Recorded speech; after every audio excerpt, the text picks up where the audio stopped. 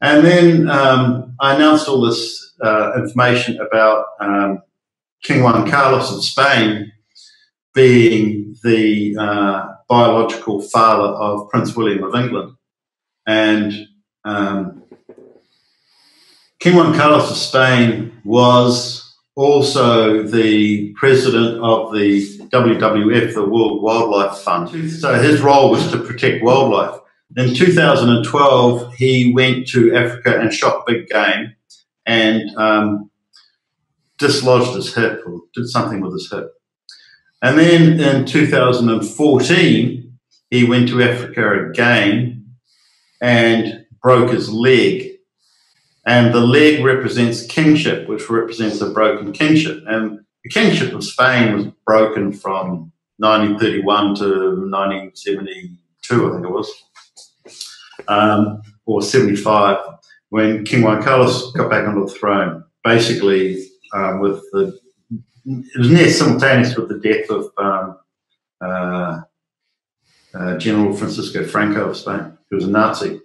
And the Nazi General Francisco Franco of Spain actually raised King Juan Carlos, virtually as his son. So there was Nazi tendencies there. Now, Princess Diana, Princess of Wales, had 4 affairs with King Juan Carlos of Spain. There's 3 that are very known, including August 1986, but she actually had an affair with King Juan Carlos of Spain that resulted in the conception of Prince William. And Prince William and King Juan Carlos of Spain look identical. Strikingly alike, yes. You know, the height and... Is William aware that... around here that you really got to look at is a real telltale, but their nose, their forehead, their ears, their jawline, their hairline, their eyes, skin color. Is William aware that Carlos is his father? Oh, absolutely. He goes on holidays there and they hang out together. Yeah. Yeah. And Diana had, you're saying on 4 different occasions she had prolonged affairs or stayed with Carlos. Yeah, and Prince Charles was such a gooseberry. On one of the affairs, she actually took Prince Charles along. She even took Prince Charles along on some of these dalliances. Yeah. They used to go out and roll yacht together. Well, she must have had much more passion for Carlos than she ever felt for Charles. Yeah, well, you know, I wouldn't describe Charles as passionate or... No, I know, or even very attractive or whatever, yes. He's not attractive, he's not sexy. Tell me more about Diana's escapades. Yeah, well, so Diana had an affair with King Juan Carlos of Spain that resulted in the conception and birth of Prince William of England. Now, Prince Charles and Princess Diana's marriage was planned so that they had another couple of days left in a black moon month with 2 no moons, which is an auspicious time to conceive a king. And they did not conceive in that time. And then with the conception of Prince Harry, there was another auspicious time to conceive. So what Princess Diana did was conceive 5 months beforehand so that even if she had an abortion, there was no way that she could conceive again in that auspicious month.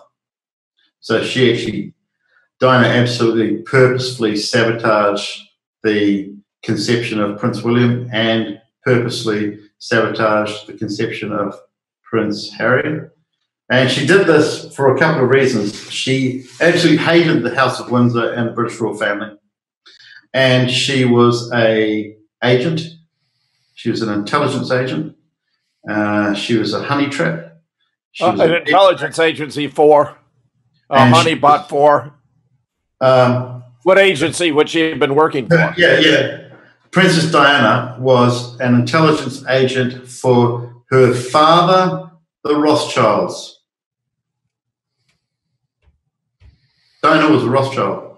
That's rather disturbing, all things considered, Greg.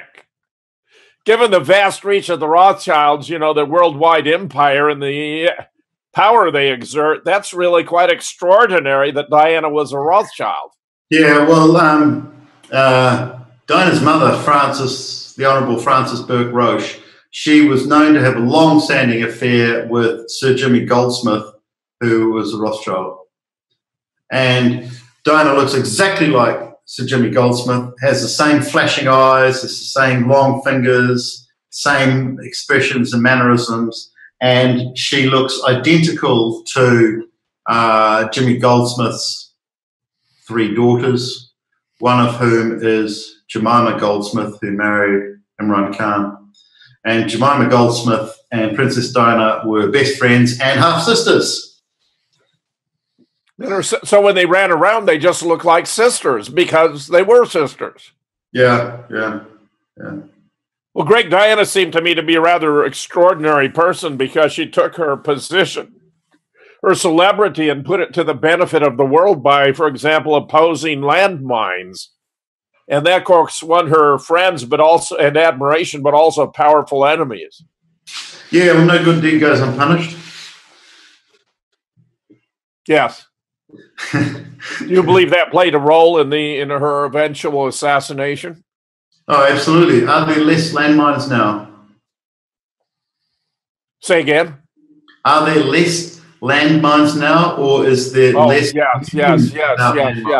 How did her relationship with Fodi, how did that play out? Was the royal family upset that she might have such a serious interest in a Muslim? They just wanted to kill her, and Dodi was the boyfriend at the time. Yeah, Dodi Farad. Yeah. You've got to consider that the most indicative thing to Princess Diana's death was that Lilibet had exposed Princess Diana in Marbella, in Spain, in July '96, and Diana was murdered in August '97. Right, and the assassination attempt failed, and then she was beaten to death or suffocated or whatever in the ambulance. Right. And the ambulance was about 85 minutes late arriving to the hospital. Yes. Right? Yes, an hour and 45, actually. Yeah. It took an hour and 45 when it should have taken 10 or 15. And it appears she was beaten to death to ensure she had sufficient internal injuries that she would die, even though when they got her to the hospital, she was still alive. She only survived about 10 minutes longer. Yeah. Yes. So, but the interesting thing that happened, the Navy actually acknowledged that I toppled the King of Spain. That you what? The Navy acknowledged that I toppled the King of Spain. The Navy acknowledged that you talked with the King of Spain. No, that I toppled the King of Spain. Oh, toppled. T-O-P-P-L-E-D. Yes. Yeah. What happened was I went into a pub in the centre of the Algarve, a place called Cavawero, which is actually pronounced Cave-O-Wero. It's where my cave is, Cave-O-Wero. Even the locals don't know where it is. But I've got the picture hanging up in a couple of the bars. You know, so people go, wow, someone lived in a cave. So I moved. I went into the Cavawero bar on Friday the 19th of April, and someone who's connected to British and Portuguese royalty, who I've spoken to a few times, he said to me, "What do you think is going to happen next?" And I said, "The King of Spain's going to abdicate." And then I moved into the sea cave on the 29th of May 2014. And it was on Thursday night. And then I used the boardwalk, the offcut for the boardwalk they were building to build a bed base. And the floor was just up and down about a metre difference, you know. And so, and then I used the offcuts of the boardwalk to build a bed, and then the next day I built a proper bed, a full-length bed, and then the same day I went and got an air bed, put it on top, and I had a place with a frontline place with, views, 180 almost degree views, and I was 8 meters from the sea, glistening blue water, absolutely sunny, really warm at night, didn't need any bedding. It was just fantastic because I just finished the book, so I was just getting rid of Wi-Fi and Bluetooth and electricity and just absolutely de-stressing, defocusing my eyes, You look at the distance in the sky to do that. So that was the Thursday and the Friday. And then on the Saturday morning, King Juan Carlos announced that he was going to abdicate. That's the 31st of May, 2014. And I didn't have any electricity or Wi-Fi, didn't have a radio or anything in my car, no TV. So it was all just a surprise, But at the time that he announced he was going to abdicate, the Portuguese Navy came up to the sea cave. They actually came up to the sea cave. I mean, like this, here's a boat, doing 2 knots, right? Stopped. Coming for you? Yeah, they just stopped. They stopped there, right? Right there, about 225 meters offshore. And it was just at the distance that I couldn't read the name on the boat or the number. And then they sent a Zodiac off the deck. The guy got on it and came right to my cliff face, and he went along the cliff face and he had a look at it to see if he could climb up my cliff face, which is 14 meters high. It's 40 feet high, vertical cliff face from the sea. Tide goes up and down about 4 meters. So it was really about 12 to 16 meters, depending on the tide. And he realized that he couldn't come up the cliff face. He went back to the Portuguese Navy ship, and then they moved at 1 knot to about there, and then stopped again. So the whole time they were stopped was 35 minutes. And my Gmail address for the last 7 years, for the 7 years prior to that, is, and has been, still is, Prince of New Spain, right? And by my cell phone, they could track the Gmail Prince of New Spain, right? So King Juan Carlos of Spain is abdicating. I've got the Gmail Prince of New Spain. I've exposed him as the father of Prince William of England. He's announcing he's going to abdicate, and the Portuguese Navy turns up for 35 minutes, doing 2 knots, stops, moves at 1 knot, stops. That Navy ship, and no Navy ships turned up again until my last day in the cave, which was the 28th of September. And then when they did that, they did it in such a way that they turned the boat so I could read the tail plate and get the number of the tailgate number of the Coast Guard naval ship. It was P1165, which is actually code for the work we're doing. 6 and 5 is 11, and 1165 means MM, which is Marcus Manuel. 65 means macrocosm, microcosm, which is the work I did, discovering the work that the Jesus did and what their graves were about, and the buildings, etc. So that was interesting. So that was the Saturday, 31st of May, and then I didn't know at this stage that Juan Carlos had abdicated. So I went down to the same Capoeira bar, and the same guy was there from 6 weeks earlier. And he stands up, and he goes, "Kudos to you." I go, "What do you mean?" He said, "King Juan Carlos of Spain has announced he's going to abdicate. You said that 6 weeks ago." And no one else in the bar had heard it, so I didn't really believe him. But it was that night, that we found out he was going to abdicate. And the same guy said, his name's Mike Stewart. He said, "When do you think he's actually going to abdicate?" And I said, "Well, the official date of the copyright date for the publication of these books here is the 4th of July, 2014. So I reckon he'll abdicate a month and a day before that, so it doesn't show any correlation. So that would be the 3rd of June, Tuesday. So today's Saturday, and 3 days on Tuesday, the 3rd of June. And then he officially abdicates on Tuesday, the 3rd of June.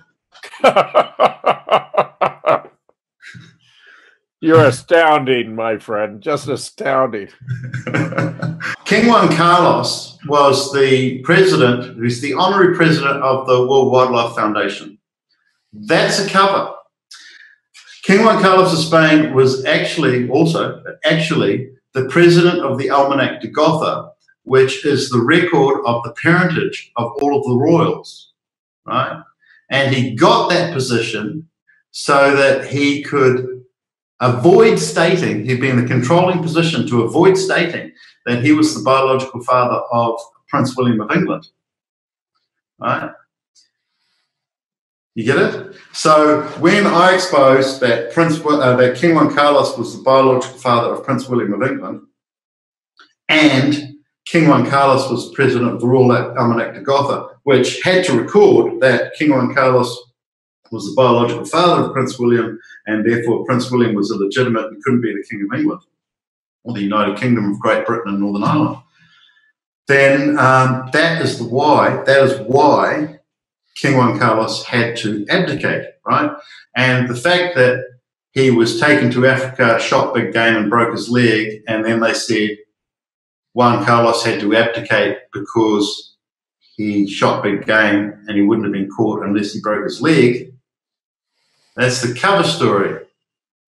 The fact that he was the president of the Almanac de Gotha, was the biological father of Prince William of England, and did not record that in the Almanac de Gotha, which just destroys the integrity of the Almanac de Gotha, which is the lineage of royals, and destroyed the Spanish kingship. And then it brought about things, started to expose things like when Juan Carlos was 18, he shot his brother in the face and forehead at point blank range and killed